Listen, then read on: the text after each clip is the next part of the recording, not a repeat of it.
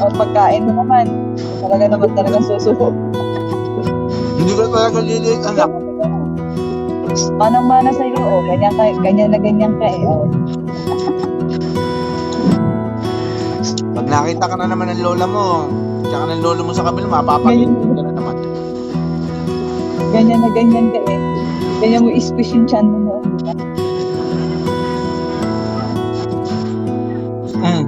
Talaga naman. Subo kasi ng subo yung mga tiyahin eh.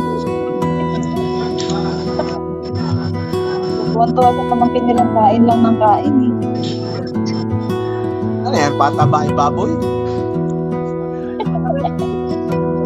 Ginagawa nilang ano si Kero eh, laruan.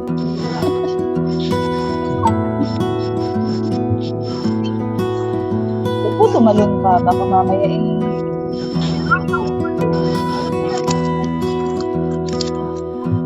Ba't hindi ako binigyan ng tumbler kagabi? Nakapagkano ka ba? Sabon. 10 kung ano yun.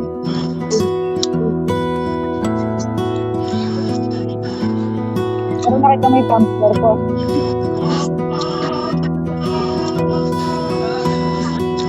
Oh, dami nilang handa. Nakita mo yung tumbler ko. Oo. Binigay lang yun kasi kilala ako. Hindi naman ako naka 10 kg kagabi.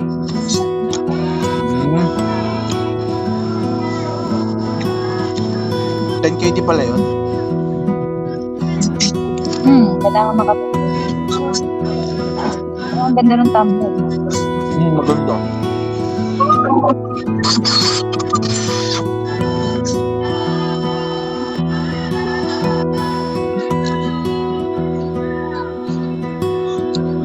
Tutulog muna kami klase. Kami ko yung anak.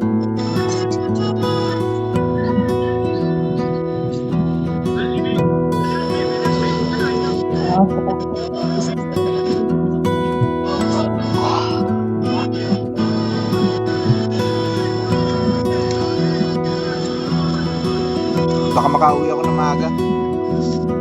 Pumasok ni Mamod eh. Sige. Masok? Pala ko baka off ngayon. Day off niya. Pero sabi niya papasok daw siya kasi nalulungkot siya. New Year wala daw siyang kasama.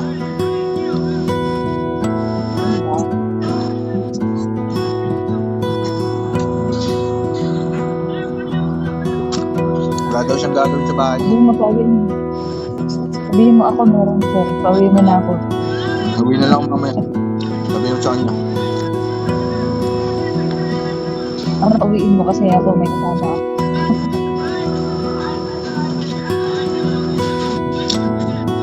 Pero ay nandun ka sa kubo?